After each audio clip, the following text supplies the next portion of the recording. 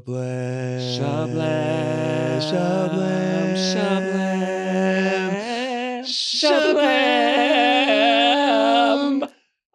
Welcome to episode 3 of SHABLAM. I'm Lorelei. And I'm your choir director, Biotixx. Hi. Ooh, your least favorite choir director, least favorite choir director. What? Were you ever in choir? Like a show choir or anything like that? I didn't do show choir because I was too I had too much of like a star.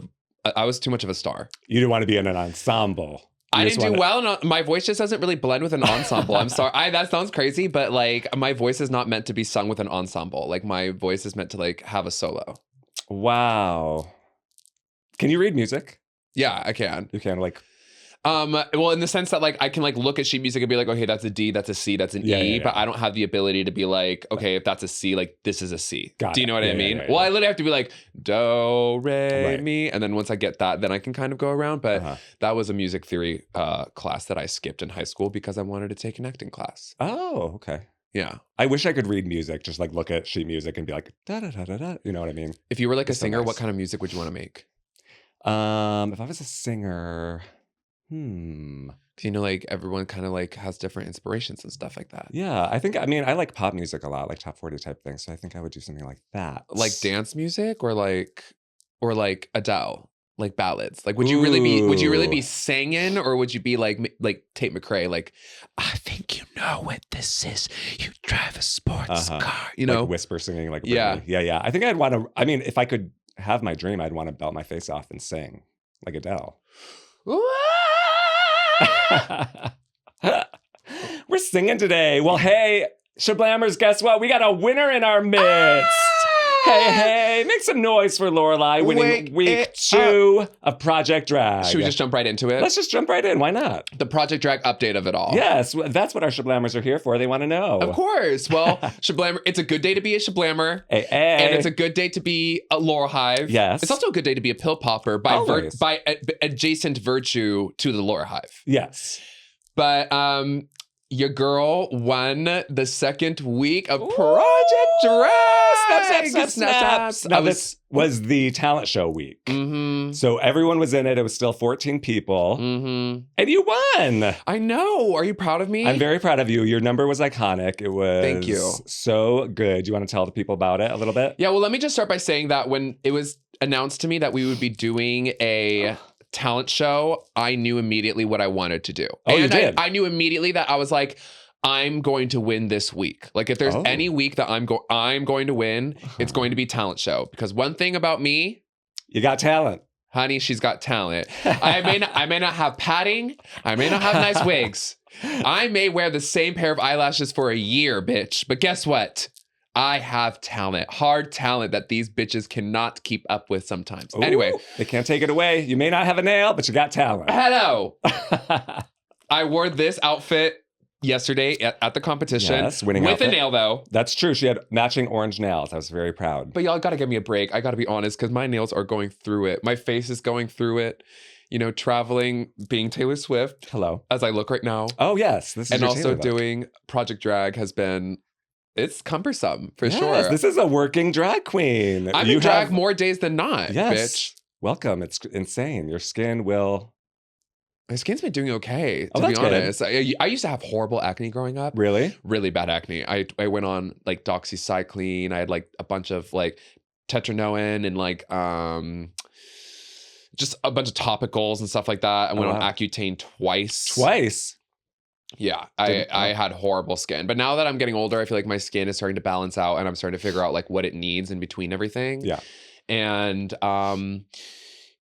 I don't have perfect skin. It's getting pretty leathery with the amount of times that I'm shaving it and then like slapping like cream foundation on it every single day practically. But other than that, it's doing pretty well. Not as much acne, which can be really bothersome only because it hurts. Yeah. It hurts to have like a lot of acne and like put stuff on top of it and shave. You know what I mean? But so far so good. Sorry, that was a crazy side note. But the point is, I came into Project Drag. I knew this was my week. I was like, if I'm going to win any challenge, it is going to be the open-ended talent show where I can literally do whatever I want. Yeah. And that's what I did. So for the Shablammers, those of you who don't know, this is the synopsis of the piece. And this is how I explained it to Annie as well. I'll explain it to you as I explained it to Annie when I had this idea. So I sent her a voice memo and I was like, what do you think about this idea? I'm going to come out and I'm going to fake start my set. So it's going to be like a faux start. Right. And I'm going to tell everyone that I'm doing comedy. And I'm going to come out and I'm going to start bombing like really bad. Like unintentionally, but like tripped, you fell over. So when the performance came around, like I tripped, I fell over, which by the way, if you watch the video, people were like, oh. Like people thought, you really people did. Literally thought, like, people stopped cheering. Like, there was a moment where it was, like, dead silent in the room. Even Disco Debbie, she was like, did she really fall? Even Disco Debbie. Hey, Disco Debbie. Even Disco Debbie was gagged. Yeah. So fake start this set, right? And then the track will start to play and it'll be this voice and it'll be like, you're fucking up, Lorelei. You're fucking up. Like you're messing up this comedy set. And I'll be like, where is that voice coming from? And a little puppet version of me will pop out and be like, I'm you. And like, girl, you're fucking up this comedy set. And blah, blah, like, you know, like kind of talking to me crazy, right? And then basically I'd be like, you can't talk to me like that. The only person who can talk to me like that is my mother. And then a puppet version of my mother would come out on stage. Oh, I missed that was your mother. I thought that was another version of you. Oops. Okay, so maybe it's a notes for the future. Okay. How can we make her look more like, you know, I'm a theater practitioner. Yeah, and I'm open to feedback. Right. But yeah, so then this mother puppet came out, basically said, I never loved you. I'll never be proud of you. You'll never be a successful drag queen. She has another baby on the stage to forget about me. And then a giant puppet version of me comes out and that is my inner saboteur. And I like fight with my inner saboteur, this like epic sword fight. And then at the end, I don't prevail. And the puppet is like, give up. You'll never be a successful drag queen. And I say, there's one talent I have left, one weapon that nothing shall prosper against. Live singing. And the monster's like, no, I hate live singing drag queens. And then I sang Memory from Cats. And I added a little bit of improvisation in there to make the audience laugh. But it went over really, really well. There was like an alternate universe where the judges just did not like it. Right. Or there were so many moving pieces, to be honest, that something just did not go well. And it just all fell apart. Yeah. All of it. You know what I mean? Yeah. What did you think about it? I loved it. I thought it was amazing. Now, Shablammers, when she says a giant puppet, describe how big this puppet was, because Beaches Tropicana is a huge space. It was to the ceiling. Yeah. How many feet was that? 20 feet tall? The puppet alone was about 12 feet. It had these long, like, tube arbs. It took, how many people were operating it? Two or three? It was operated by 3 people. Operated by 3 people. So it was like huge. It was a really big puppet version of me. I was really, really happy with how it came out. I want to give a couple shout outs real quick. Yes, please, your team. Shout out to Shanita Blunt, who not only is basically on my payroll as someone who makes costumes for me, but also I commissioned her to make a couple of these puppets for me. I'm on a time crunch, y'all. Like, I fly in from doing Taylor Swift on Monday. And the competition is Monday night. You only get a week in between. And you only have a weekend in between. Yeah. So Tuesday, Wednesday, Thursday, I'm here in LA. Friday, I fly out to wherever I need to be. Saturday, Sunday, I'm in another town. So like, I don't have a lot of time to like put these pieces together. And then Wednesday, we record this on a Wednesday. We release to you guys on a Tuesday. So it's busy. You got a busy life. And I'm just so grateful that I have like collaborators and people I trust who I can like source out to like help me out. Yeah. I would be a lot more hands-on. It's just like a time thing. You know what I mean? Yeah. And I am hands-on in the sense that like I'm making the mix, I'm giving the direction, I'm telling them like what I want. It's your idea. Like that. It's my idea. They're just helping you bring it to life. Yeah, exactly. I'm also like going to people who have like a better skill set with like craft materials than I do. Like the giant puppet, I wouldn't have known where to begin. And I went to my friends. I also want to give a shout out to Rose. Hey, Rose. And Rose's boyfriend, Ryder. Hey, Ryder. Rose has worked with Annie and I a lot before for our award-winning production of Queen Out Verb. Ooh, she's our tech director. She's our tech director, and I went to college with her, theater school with her. Yes. She does production design, art direction, art production. So I went to her and I was like, girl, like, I need your help. Yeah. I need you to help me make a blueprint for this bitch. Like, I had this idea of this like huge puppet. I literally just don't know like what would be the best way to put it together. Right. And she like pedal to the metal, was like, I got you. She got it done in like less than a week. Wow.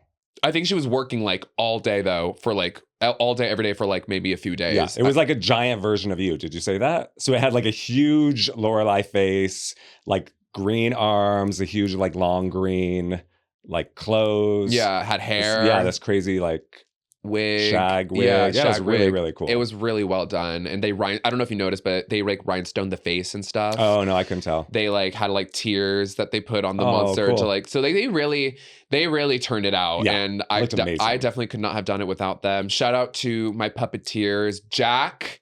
Oh, Jack was amazing. Who was my talent manager for a little while. Oh yeah. And then now is like, well, has always been a very close friend of mine ever since college. But I asked Jack to help me out as a puppeteer, and he did a great job. Yes, very amazing. Zev, my friend Zev, who helped me out with the giant Lorelei puppet. It took a village. Literally, it really took a village.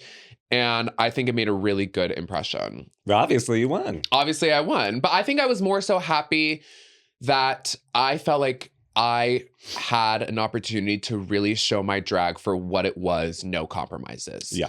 I feel like, in a competition, you're doing what you want to do, and you're also taking into consideration about what the judges want. It's still early enough where that's kind of hard to say, you know what I mean, in terms of what they want from like each individual person. I was safe last week, so I got no feedback. And I can only kind of go off of like what I was hearing from the critiques of like the people who were in the top and the bottom the first week.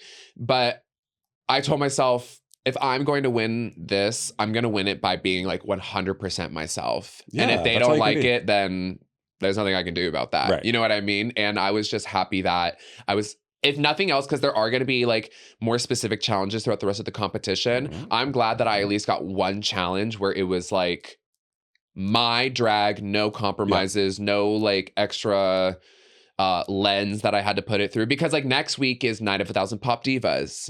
And the week after that, it's Heartbreak Hotel, where we have to do songs about heartbreak. Like in the future, the prompts are going to be more specific. So I'm just glad that I got to show what I'm really good at, which is like theater and comedy. You know? You were able to bring your vision exactly how you wanted it to life.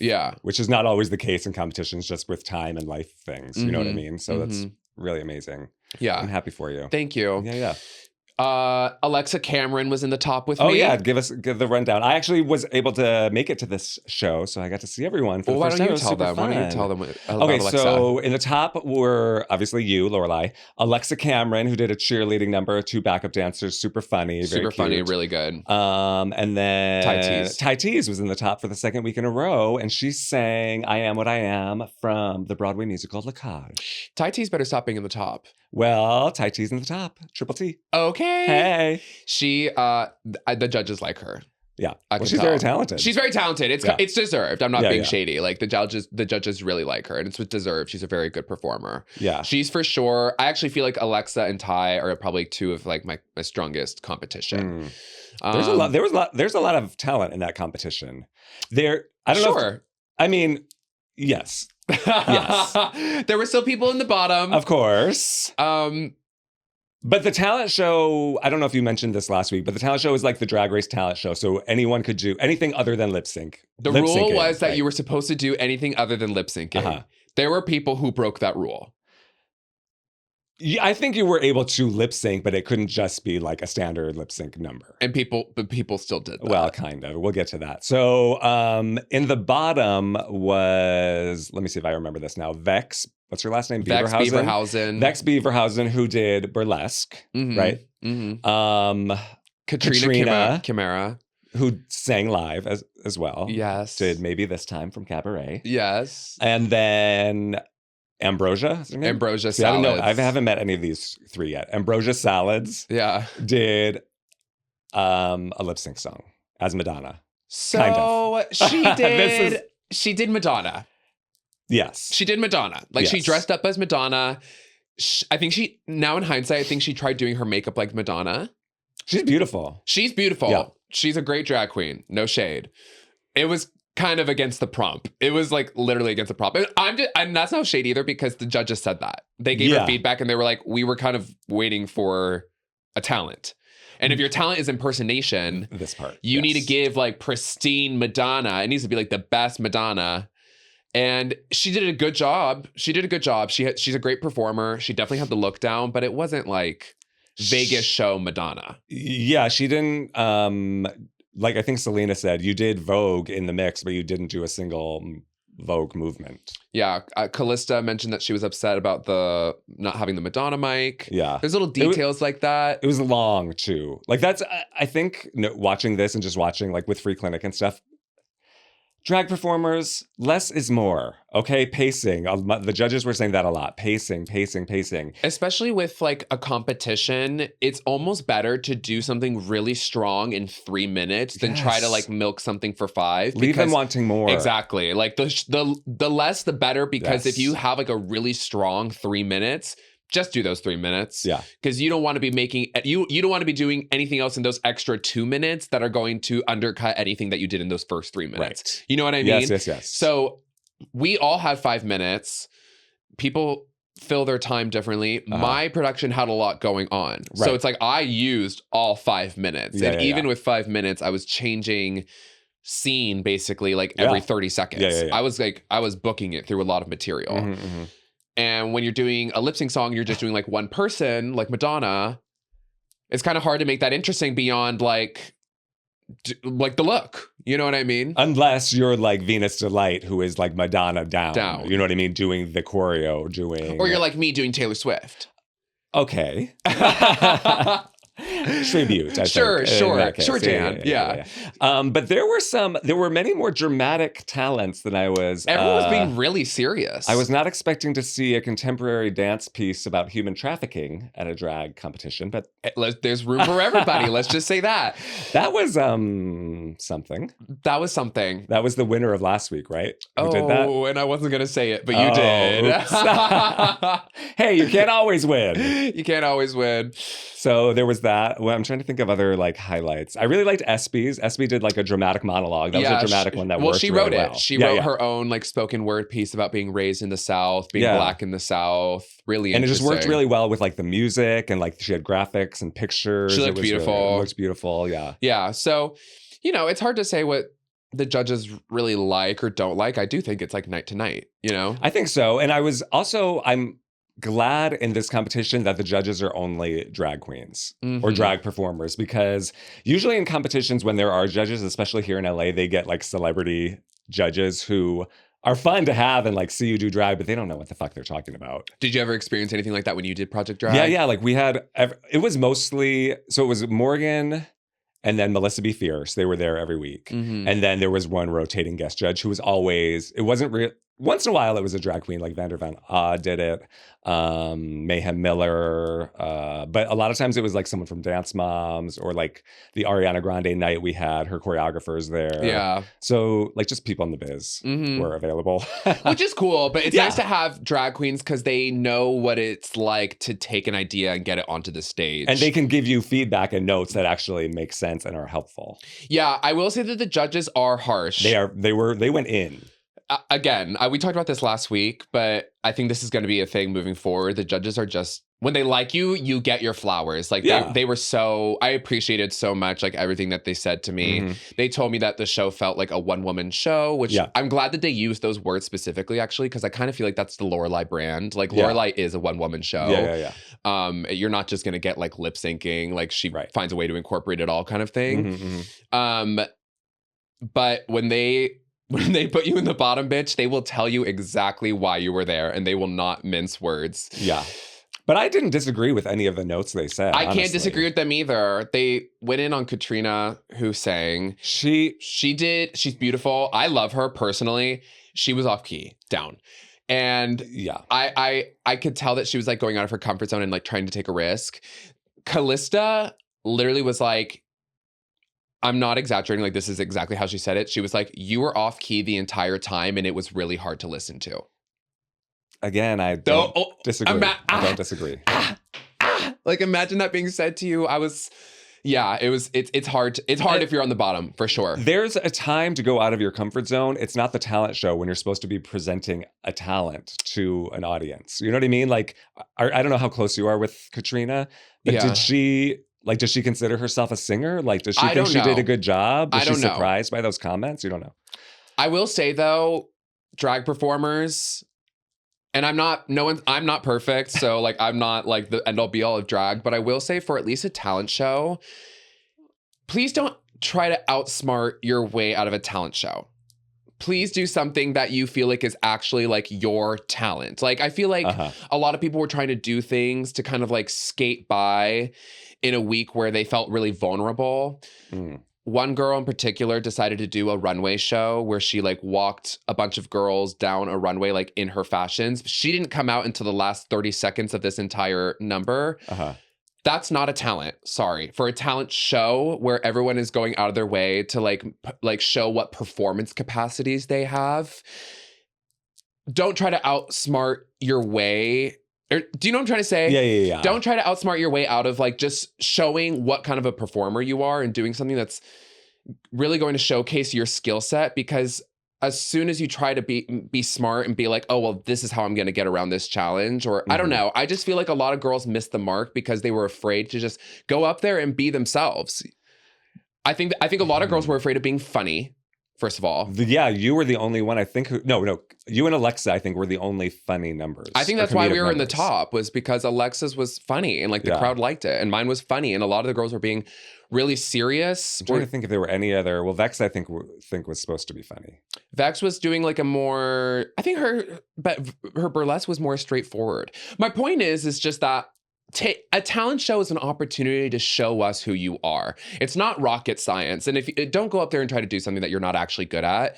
And I would just, if you're good at makeup, find a funny way of being like, okay, I'm going to do my makeup on stage in like a minute. Or like, if you're good at hair, like do something with wigs, like on the stage for like, you have 5 minutes. And I just feel like there were so many missed opportunities, because some girls would straight up be like, I don't have any other talents besides like lip syncing. I remember them saying that like in the dressing room. That's the thing. A lot of drag queens, that's their talent. That's what they do. Drag is their talent. Yeah. So when you get a challenge like that, that's not something that I feel like a lot of people even think about. Is your talent like talking shit? Like spill some tea on stage for 5 minutes. You know what I mean? Like there were so many missed opportunities, I felt. And I felt like people were taking it really seriously. Like, Drag Race talent show, you have to show a skill set kind of thing, which I get. But also at the same time, like, it's a drag show and people want to be entertained and they want to laugh. Right.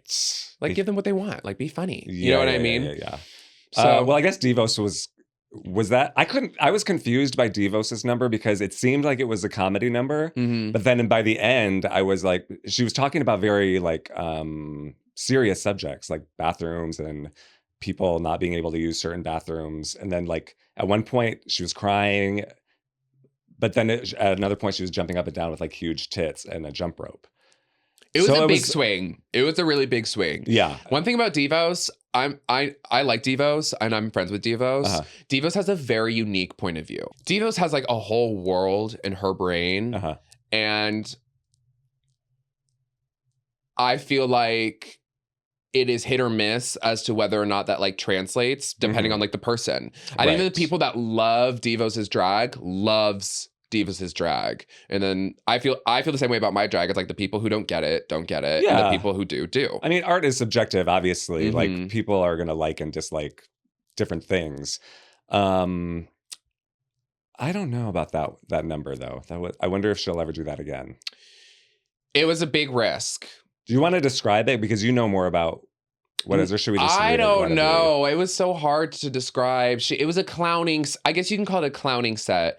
And she came out and she started jumping rope. And then there was this introduction of like men and women's sports. There's a competition. Trans, restrooms. It was very like. She was talking to a version of herself that was on the screen behind her, and it wasn't super clear. It wasn't super clear what was kind of going on. You kind of got the gist, and by the end, she did like a spoken word about trans rights. You know what I mean? I think it was a little lost in translation, to be fair. Yeah. But my sister was safe, ultimately. Yes, and I appreciate the big swing. That's what, like, going back to the Drag Race and Joella of it all. I would rather someone swing big and miss in a, like, memorable, entertaining way than someone do something a little safe and boring and forgettable. Which also happened a lot. Yeah. There were 14 girls, so there were people who did really well, people who didn't do well at all. It was a pretty big mix. And the last update I'll give on this is that there are still 14 people in the competition because Vex decided to use her Save a Ho card, which is this component of the competition where when you buy a drink at the bar, you get a ticket. all the contestants have boxes that you can put your tickets in, and it's cumulative. So if you decide to use your Save a Ho card, and you would use your Save a Ho card when you feel like you're having a bad week or something, and it's before they announce who's in the bottom, they'll come backstage and be like, who's going to use their Save a Ho card? Yeah. If you do end up being in the bottom and you lip sync and you lose the lip sync, you would normally go home. Right. However, if you have decided to use your Save a Ho card in the event that you were in the bottom and you lip sync and you lose, if you have more tickets than the other person, you get to stay. So I hope that made sense, because that took me about 10 times of explaining it to myself before it made any sense to me. And if it didn't make any sense to you, rewind and listen to it again, because I think it did a pretty good job of explaining it. But Vex used her Save a Ho card. She had more tickets than Katrina, who was in the lip sync against her. Okay. So she got to stay. Oh, and when I was watching, I thought because she had more tickets that Katrina was going to be the one to get the boot. But they both got to stay. And I was like, oh, okay.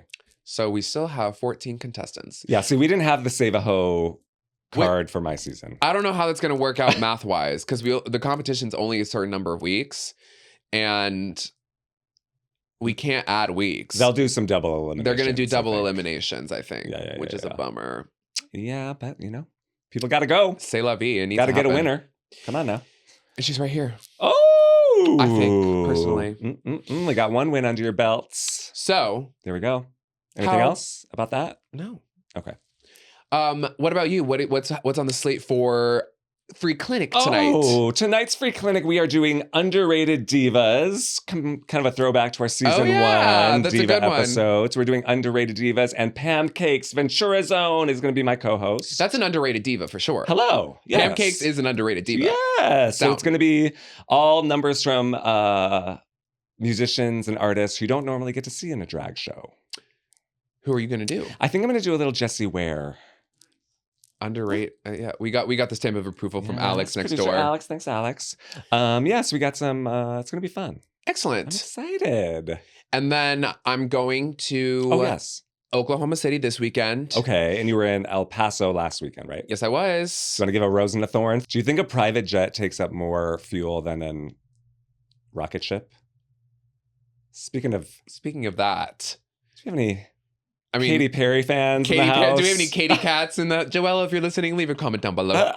Any Gayle King fans? Because we sent these bitches up into space this week, apparently. What the fuck was that? For 30 minutes. What kind of a weird-ass photo op was that? That was crazy. Alex thinks it's fake. Alex was like, do you think it was fake? And I was kind of like, no. But now I'm kind of sitting here being like... Maybe? I feel like they're trying to promote space tourism. That's what they're trying to do. Two things. I think they're trying to give people a reason to think that it's okay to send like waste or things out into space. And I also think that they're trying to promote like space tourism. Like they're trying, like the next like frontier is like people who like are rich enough to like want to go to space. But there's nothing to do out there. It's like, let's see if we can send garbage into space safely. First, we'll try with Katy Perry. They were like, we sent a couple of copies of 143 up into space too. It's a woman's world. It's a woman's world, and you're lucky to be living in it. Yeah, well, she kissed the ground on her way back. I didn't realize the trip was so short. She's so corny. She's one of the corniest people to like ever exist, I think. She felt the divine feminine when she was up in space. She tries so hard to be like artsy and creative like that, and it's not giving that. No. What's your favorite Katy Perry song? Hot and Cold. Hot and cold. It's cold. Yes, and you're no. You're kind of giving Katy Perry with this hair. I was thinking, I was trying to be more Jessie Ware. That's what I'm performing. I would probably say when I was in high school, I used to listen to E.T. Oh yeah. And I was so desperate for like I had that like high school, like I want a boyfriend so bad. I was so desperate for that I would imagine like an alien coming down from outer space and like meeting me and then having sex with an alien. I would like imagine myself like having sex with an alien while listening to E.T. Wow. Remember last week I said it was freaky? Yeah. It's always been that way. I was freaky from the womb, bitch. Okay, some role playing. I would literally listen to E.T. and be like, maybe my boyfriend is up in space. Wow. Isn't that crazy, bitch? Yeah, that is. And now look at me. Looking like Roger from fucking American Dad on any given day, bitch. I am the alien. Henny. Hello. Would you ever do that? I have no desire to go to space. I'm too claustrophobic. I don't want to be in that little. There's nothing out there. I mean, the view I'm sure is beautiful, but like. No, there's nothing out there though. Like everything I would want, I would immediately get up into space and be like, "Where's my iPhone?" I would immediately get up into space and be like, "I got to get a TikTok of this." Yeah. I would immediately get up into space and be like, "I really want to order some Sonic right now." I would immediately get up into space and be like, "Everything I want is down on Earth." I would immediately go up into space and be like, "Oh shit, I have to record a podcast today with Annie. Oops. We have to turn around." Yikes. Well, they only had a 30-minute flight, so I guess you still could have made it. I could have made it, I guess. It's so weird. Why? Ay. Gail King, Katy Perry, if you're listening, please leave a comment down below. Leave a comment below. Why'd you do that? Gail King, well, we don't know the rest of them. Well, one of them is married to Jeff Bezos. Oh, really? He sent his wife up there? Or she chose Yeah, to? he was hoping she wouldn't come back, honey. Oh! He was hoping she wouldn't come back. Ay. Wow. Well, yeah, I would never do that. Who would be like the ideal, like we should send the cast of Queer Eye up into space. Ooh, which drag queens do you think would do well in space? Like 5 drag queens to go up into space. Yeah. Madame LaQueer. Of course. Of course. I mean, I know we all thought her first. Yes. I mean, she was, yeah. Elliot with 2 T's. Okay. Spice. Not Sugar. Sugar cannot handle it. Sugar wouldn't be able to handle it. She's too delicate. She's way too delicate. You need someone like Spice. Kelly Mantle. And a mandatory meeting. Oh. She would need to go like in her purple, her purple alien look. Yeah. Well, there are a lot of like Irene Dubois, like the alien queens. But they're no mandatory meeting. No. I heard. Did you see the rumored cast of All Stars 10? Oh, where they have 18 different drag queens. 18 different drag queens, and they brought Ginger Minj back again. I love Ginger Minj, but come on. I don't know why the fuck they keep bringing her back. She's not that fierce to me. And Georges, again? Like, she just did it. She literally just did it. That is crazy. Is that confirmed, though? They're starting to piss me off with these repeats. Other people some chances. It's like, come on. There's a million Drag Race queens who have not gotten any sort of All-Stars call. Yeah. And you're still calling Ginger Minj? Right. And then our coworker Lydia is going to be on it, I've heard. That's a gag. Oh, our coworker Lydia B. Collins. Yes. Someone that's going to be on. Has that ever happened that quick? I don't think so. I think they offered it to her like right after season 17, which is crazy. Yeah. But honestly, now that season 17 is kind of wrapping up, I'm having watched the whole season. I actually think it makes sense that she was the one that they would have called, because I feel like her concepts are really interesting. Yeah, and she's really a diverse pick amongst like a lot of girls who are pretty like standard Drag Race. Yeah. She's very unique, and I can imagine why I can understand why right after season 17 they were like, you know who'd be really fierce is Lydia. Yeah, you know what I mean? Yeah. So and Rue really liked her. You could tell. Rue really liked her, which matters. Well, yeah. So we've covered space. Mm-hmm. We've covered Drag Race. Mm-hmm. Project Drag. Free Clinic. Taylor Swift Eras Tour, Drag Brunch. Yes. I think it's just about time for us to dive into our topic of today. Oh my God, yes. But I do have something to tell you about. I have to remind me at the end. Unless you want me to tell you. Important for the Shablammers as well? I mean, it's kind of a big deal. Okay, tell me. So I've been doing this new gig every Friday night. It's like called a Broadway sing-along. It's like a sing-along bar with like drag performances and stuff. And I met someone who was in the national tour of Miss Saigon with Brittany Bateman. They're friends. Shut yes. up.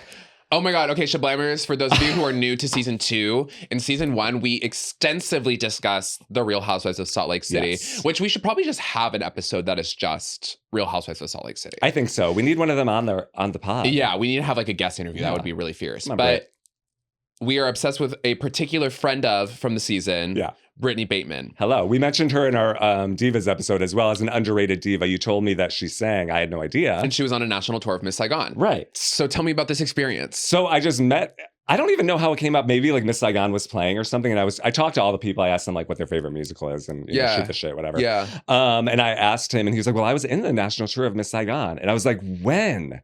And he told me the years and I was like, do you know someone named Brittany Bateman? And he was like, yes, I'm friends with her. But it's probably like when you're in a show, you become friends because he didn't even know she was on The Real Housewives. Shut up. Yeah, I was like, she's on The Real Housewives. He's like, oh, that makes sense why she looks so like glam all the time and is always traveling. So he took a video of me like saying, hi, Brittany, I'm one of your biggest fans. Oh my God, did you ask her to come on that podcast? I don't remember what I said. It was a couple weeks ago. Oh, damn. I might that have would have been such a good, you know what, that we could did you get his contact? He followed me, I think, and he came back the next week and I was like, what did Brittany say? Did you send it? And she hadn't responded, so. Oh my God, okay. You know what you got to do is you got to go to him and be like, I need Brittany Bateman's contact. Yeah. And we need to get Brittany Bateman on this show. I would love it. I would love that. Enough games. Yeah. It's time to get Brittany Bateman up on here. Any of them, really. Brittany is up there on the list of those ladies. I feel like she would be the most willing to do it. Do you think she's going to be back for the next season? Yeah, I think they're all coming back. Oh, they are. There's some rumors going around that Lisa Barlow is like pissed off at production and might be dropping from the show like mid-season. Really? Apparently, this is a rumor, so if this doesn't come true in the next like Housewives season, please don't get mad at me. But there was like a rumor circulating on like Bravo threads that Lisa Barlow planned a cast trip and Mary Cosby also planned a cast trip on the same weekend, and the cameras were sent on Mary's trip. They didn't split them up. They sent the cameras with Mary. Ooh. So Lisa was really pissed off. Yikes. Bezos. Opa. Oh. Are you more Bezos or are you more Opa? I'm more Team Angie than Team Lisa, personally. I know, but do you feel like you're more of a Bezos person or an Opa person? Opa. I feel like you're more of an Opa person. Opa. Yeah. I feel like I'm an Opa too. Yeah. I feel like we have that in common. I think so. All right, now I had to tell you that. Sorry, I forgot. Yeah. So Shablammers, if you have a question for Brittany Bateman, like if you ever wanted to ask Brittany Bateman a question, leave it down below. Leave a comment below. Or Brittany Bateman, if you're watching, leave a comment below as well. Please inquire into our business email. Yes. Which is Dionysia Presents DionysiaPresents@gmail.com. Hey. All right, let's get into our topic of the week. Our episode's almost over at this point. I know. we need to find a way to streamline that a lot more. Yes, I feel like we tried our best. Yeah. Okay. So today our topic is time capsules. I tried giving like an echo effect there. Oh, I was trying to go back in time. Time capsules can be kind of freaky, you know? They can be a little spooky. They can, like, I don't know if things are meant to be kept around for that long. Yeah. What do you think is the longest something has been in a time capsule before being unearthed? I looked that up for you. You did? Yes, I did. Wow, so what's the answer? Let me pull it up for you. Yeah, so what we're going to be doing today, Shablammers, we are going to be building our very own time capsule, and we're going to be giving you some fun facts about time capsules. Yes, God. A woman invented time capsules in 1876. Did you know that? That was the very first time capsule. That was the very first time capsule. A lot of them I found in my research have happened in America. I don't know if that's like a strictly America thing. Shablammers, some other countries, leave a comment below if you do time capsules. Well, that's funny that you mentioned actually, because the longest buried time capsule is in Atlanta, Georgia. It was buried in the 1940s and it was scheduled to open on May 28th. Is this the crypt one? The crypt one. Yeah, it's like 8,000 something is when they want to open it. Yes, they want to open it like in the year 8,113. That's also the biggest time capsule I found. I forgot. I have to get my laptop. It's way over here. Sorry, Shablammers. It's the largest in the world. It's the largest time capsule in the world. How big is it? Did you look? I was going to look. I think I forgot. How large is the Crypt of Civilization? It's in Atlanta. Are you going to Atlanta on the Taylor Swift tour? Yeah, maybe I can find it. Oh, yeah. So it was sealed on May 28th in 1940. It's not to be opened until May 28th, 8113. Yeah, 8113. The Crypt of Civilization, it's a room-sized time capsule. It's 20 feet long, 10 feet wide, and 10 feet high. And the volume of it is approximately 2,000 cubic feet. Wow. There's no gold, jewelry, or other items of value inside the crypt. So when they put them in the time capsules, they're airtight. So they don't let in air. They don't let in like bacteria. Like they have like a technology for these time capsules where like they're able to keep things like for as long as possible because they don't have any air in them or anything like that. Well, now, you know were they always like that? Maybe not always, but yeah. So the woman who did the first one is named Anna Dime. I may be mispronouncing that. Okay. She was the widow of a Civil War veteran. She attempted to give Congress a large iron safe containing several quirky pieces of Americana that she had amassed during the country's centennial celebration. autographs of public figures, a pen and inkstand belonging to Henry Wadsworth Longfellow. Mm-hmm. So that's kind of fun. I found another one. So there was an exposition, a Panasonic exposition in 1970s. Okay. The year 1970, actually. So they call it the Panasonic Expo 70 Time Capsule. It was buried in 1970. It's designed to remain unopened for 5,000 years, making it one of the longest lasting time capsules on record. But they also have, so this is something else that they do. They have a second control capsule that they open periodically to make sure that the things inside aren't like decaying. Yeah, interesting. So they make like two capsules. Uh-huh. One is like a control capsule, and one is like the one that they actually like leave like unopened. Wow. Did you see what they put in that crypt one? I only saw what they didn't put in it. I'm sure it's like a lot of paperwork about the university. I don't know what they put in it. Maybe you can look that up really quick. I don't know. When we open it in 8113, we're going to be at that ribbon cutting, I think. You and me? Yeah. Well, we're going to be continuously taking the substance forever. Right. I mean, who else is going to do SHABLAM? I know. What episode would we be on in 8113? It's like episode... Well, how many weeks are there? 200. I'm going to do this math. I'm going to do this math. Oh, my God. So wait, once a week, how many weeks are in a year? 52. 52. Let's make it 50 because we might take off for like Christmas. Right. And the SHABLAMers might also need a break. You need a break, summer vacation, you know. So 50 episodes a year. And this is supposed to be open in 8113, and it's currently 2025. We're doing some math here, SHABLAMers. Leave a comment below if you're a mathematician. So that leaves us about another 6,000 years, 6,088 to be exact. So that times 50, we're looking at episode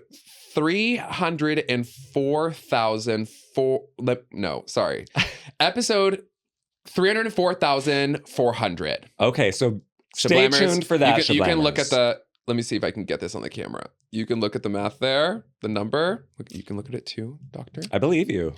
So we will be when this time capsule is opened, we will be on episode 304,400. I wonder how many... We will have been taking the substance for all of those years. Wow. So Lord only knows what we're going to look like. Yeah. That's going to be fun. So stay tuned for that episode. We're going to be SHABLAMing the crypt of civilization. How many subscribers do you think we'll have by then? Oh, maybe 50. We're up to 40, so we're almost there. Please keep sharing our podcast to your friends. Make sure you leave a comment down below and subscribe. Like and subscribe. Yes, please. A wise woman once said. You asked me to find out about some time capsules that may have never been found that were lost. Are there? Yes, and apparently the city of Corona is in California, right here in California, is not good at doing time capsules. Why? What happened? Because they've lost 17 of them. I'm like, I don't know. 17 time capsules? I mean, how does that even... Where are our tax dollars going? I mean, this was in the 1930s, so the technology maybe of maps wasn't good. I don't know.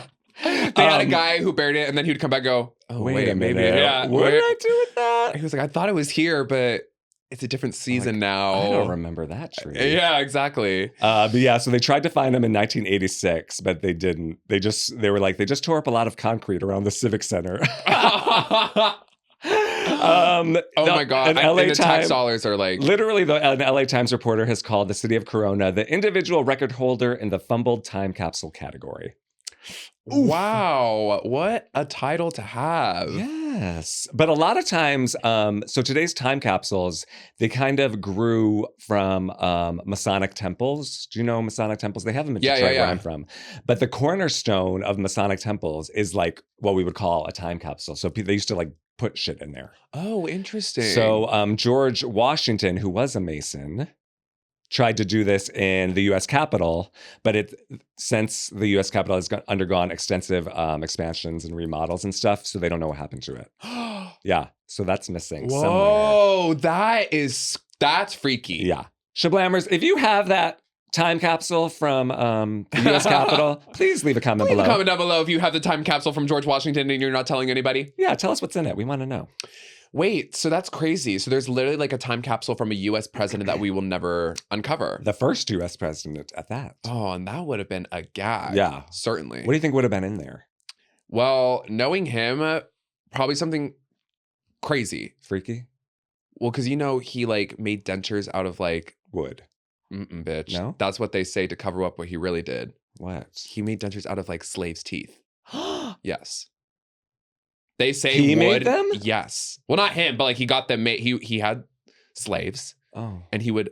Sorry if this is yeah, like this a trigger warning. It's getting a little Berlin's going to do a here. number about this next week. Oh.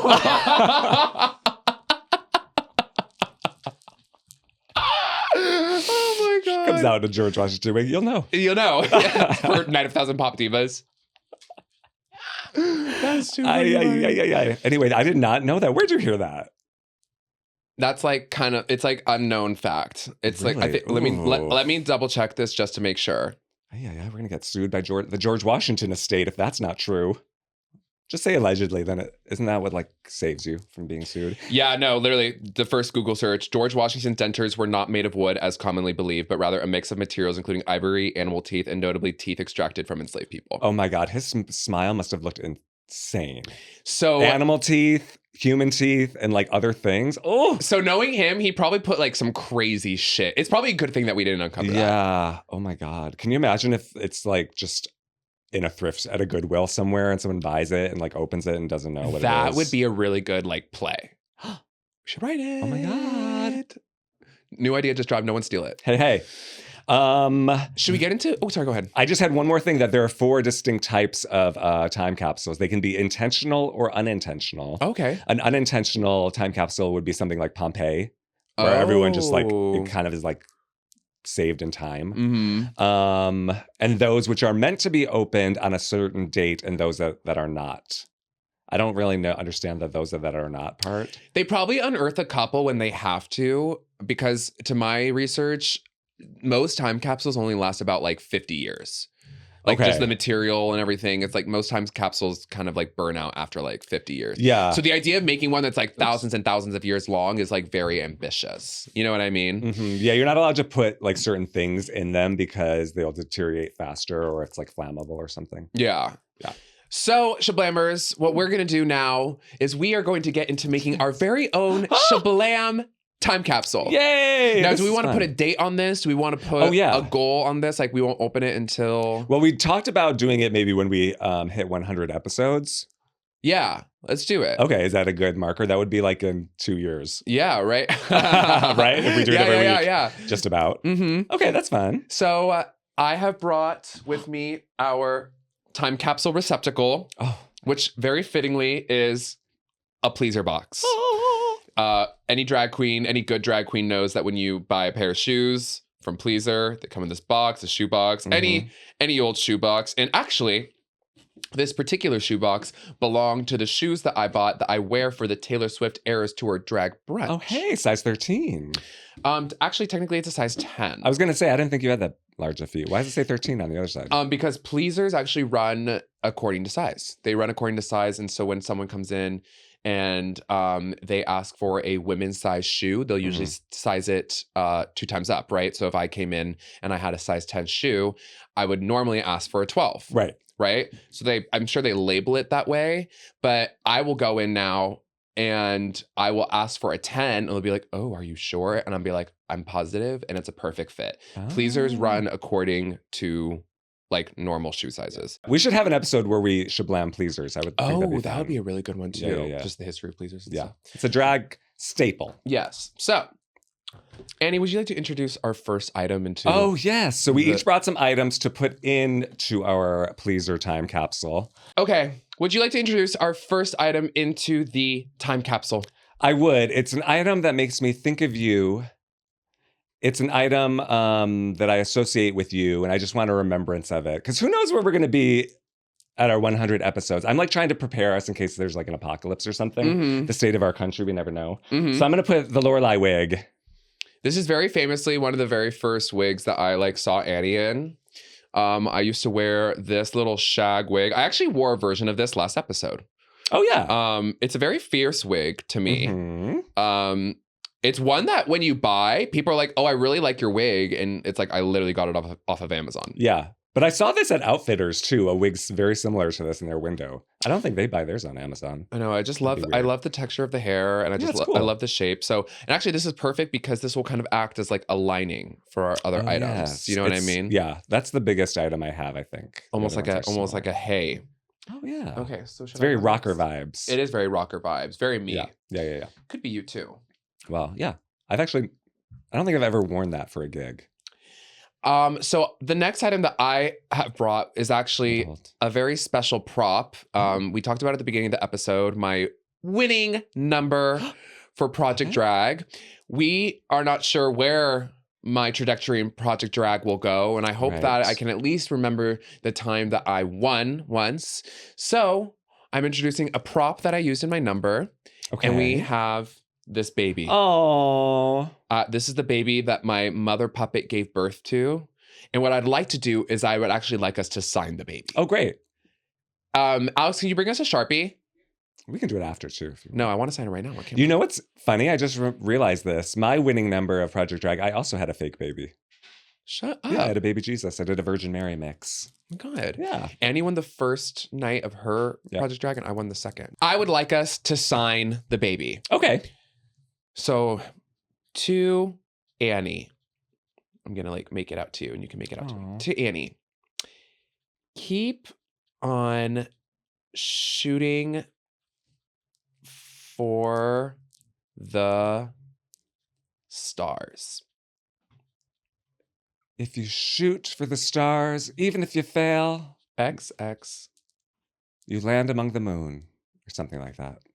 No, you shoot for the moon, you land among the stars. Oh, there you go. So as you can see, Shablammers, we have signed the side of baby's head. And now, Annie, you sign the other side of baby's head. It looks like the baby has a face tattoo.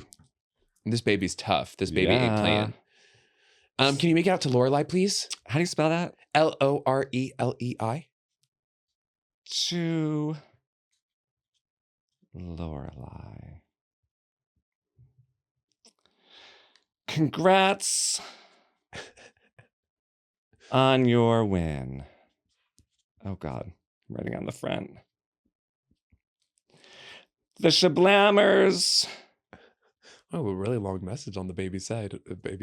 Are so proud of you. Oh, are you proud of me, Shablammers? Leave a comment down below. Keep up the good work. Oh, my God. She's really writing a long message on this poor baby. I meant to say keep it up. Love ya. Annie. Gag. Wow. Okay, go ahead, Annie. Did you name the baby? Should we? Yeah. What should we name him? Oh my God. Show everyone the side of what you did to this poor baby. Should we name him Shablam Jr.? Well, we have Cookie Smokey, so it has to be like something E. Shablammy. Shablammy. Shablammy. Everyone say goodbye to Shablammy. We'll see him in 100 episodes. Okay, your turn. What should we introduce next? Now, I brought the envelope from our award-winning substance number from the Precinct Awards. Oh my God. Just so we have something to remember it by, that we won, and all these people that also were nominated. Yes. We have, oh my God, August Writer, Hitchcock Blonde, Samara Synth, the Duchess, Samara Synth. And I'm just going to give this one too, because it kind of goes along that same one. It's a ticket stub from when I saw the substance. Oh, how fun. Yeah. I like that. Okay, yes, those will go well together. Your turn. I brought my old drag perfume. Oh. This is completely empty. There's nothing left. What brand is it? What scent? This is Mont Blanc. The pen company? Well, so they're actually they do pens, leather bags, and they also have scents. Oh, I didn't know that. And they're more masculine, but to be honest, when I put this on in drag, people were like, "You smell so good." Yeah, it's kind of feminine. People always say that it's about kind of sweet. My scent too. Do you want to smell it? It has notes of like sandalwood. Oh yeah, this does smell like you, doesn't it? It's very clean. It's very clean. I love the smell personally. So I ran out of it. Such a bummer. I don't normally give away my scent, but right here for the Shablammers, I will, because I actually do plan on getting myself a new scent anyway.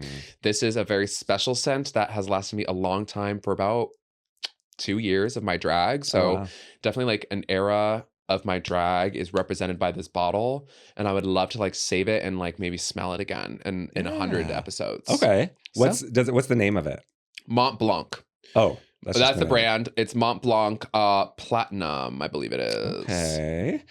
Mont Blanc, come on and sponsor us. Okay. We're putting your stuff in a time capsule. What next, Annie? Well, I'm going to do something that's very special to me and something that I want to remember in 100 episodes. Okay. It's my favorite candy, Sour Patch Kids. Oh my God. I Those also are brought going to be some rotted. hot tamales. Do you think? I think the preservatives will keep them. Only if we eat them. Only if we eat them at 100 episodes. Okay, fine. Yes, we will. Okay, yay. Oh my God. There we go. Actually, I like sour things. My favorite candy right now, but they didn't have them today, we're at the store, is sour Mike and Ike's. Have you had those? Yes, those are really fierce. Those get me together. Yeah. Hot tamales too. These bitches are good. Yeah. Anyway, So how fun is that? Because we might be hungry in 100 episodes. Should we sign these too? Yeah. This is a book that is very near and dear to my heart. Okay. And I thought it'd be good to have a little piece of literature in there, of course, for a time capsule. Oh, yeah. This is Queer Icons and Their Cats. Oh, is that Jujubee? Jujubee's here on the cover. But I thought it would be fun is if we wrote like a letter to our future selves, like together, like on the inside of the book. Oh, that's a good idea. Should we try that? Yeah. Maybe should we write some like manifestations, things that we hope will have happened by the 100th episode? That's such a great idea. Here, why don't you hand me where's the thin one? Oh, I don't know where that went. I thought I gave it to you. Manifestations. So these for Annie and Lorelei. And SHABLAM. And of course, SHABLAM. Number 1 is getting a Peabody. Oh, right. We need that Peabody more than anything. Getting the Peabody. SHABLAM needs a Peabody. What else? I want us to have done the on Watch What Happens Live, the bartenders. Oh my God. But specifically when there's a Salt Lake City housewife there. Be or bartenders Brittany. For Watch What Happens Live. That's so good. But I want them to fly us out. That's like goal number 2. I'll write 2A. They fly us out. Yes. Obviously, by our 100th episode, I hope we have at least 100 subscribers. I think we will. Maybe Andy Cohen is a SHABLAMmer. We don't know. I hope by 100 episodes, we have another award under our belt. Yeah. Well, we'll have the Peabody. But like for a drag award. Like a drag award or like a theater award or something. On our way to an EGOT. An award for drag or theater. There you go. Because we have some in both, actually. Mm-hmm. Any more goals? That would be getting money from this? Oh, yeah. Monetizing SHABLAM. We can start paying Alex. Oh. What? Sponsors? Getting sponsors. That could be a 5A. Yeah. Anything else? We could add more as we think. Maybe like you could fix your makeup. 7. You can fix your attitude. Annie fixes her makeup. There's nothing to fix. It's perfect in every way. Maybe you'll wear a nail. 8. Lorelei will wear nails. I don't have a nail on either, but I have a glove at least. I know. I didn't have time. I have them in my bag. I decided to be lazy today. No shade. Okay. She won Project Drag. Now she doesn't have to wear a nail. Okay. What else should we put in there? In the time capsule. Yes, I have a few more things. So I brought some lashes in case. You just want to be prepared with lashes. Y'all. Yeah. You never know when you might need lashes. That's okay. I'll grab that. We can give them to SHABLAMmy if we want.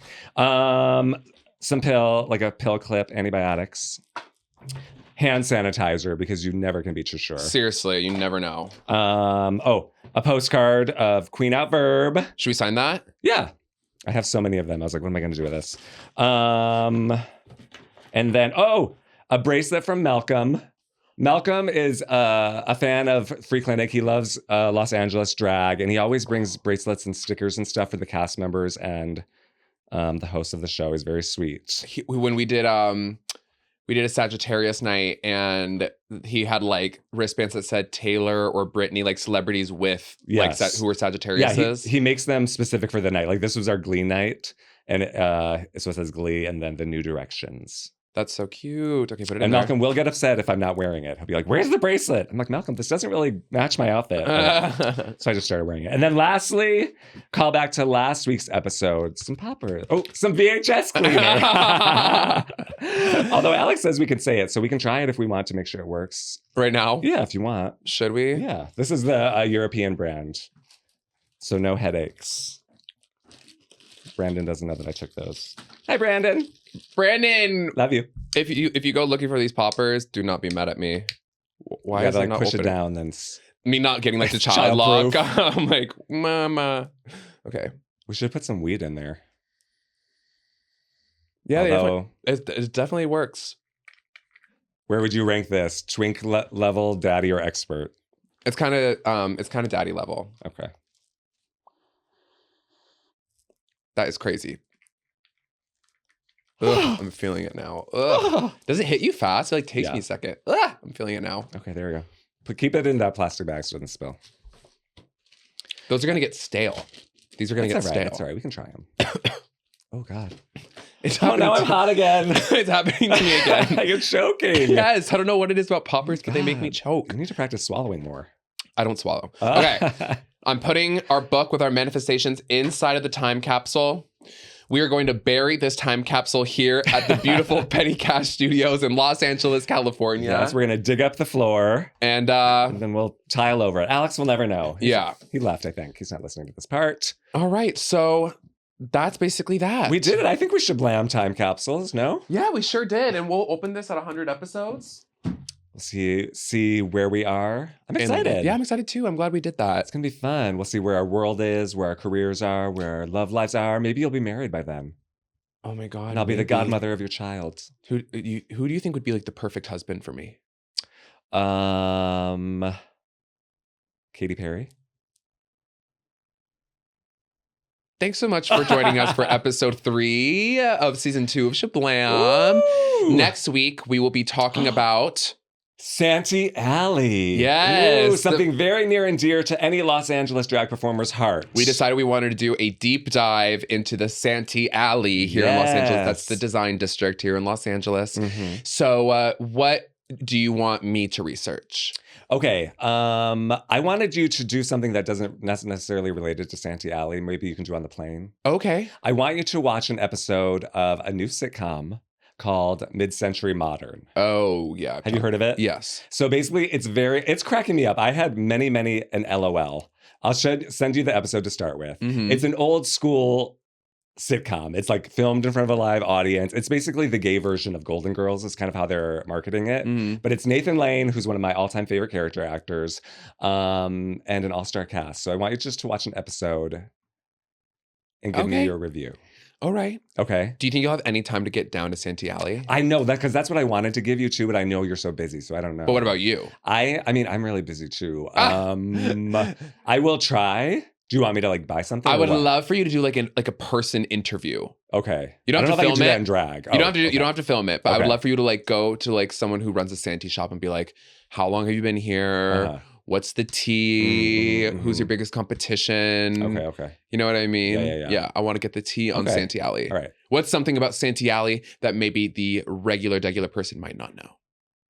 The secrets of Santee Alley. Yeah. The secrets. Do you have a favorite like Santee Alley store? Like, do you go to Santee Alley that often? No, I send my designers to Santee Alley for me. Oh my gosh. Yeah, so it'll be interesting. It'll be my first time ever like really getting into it, I guess. No, just kidding.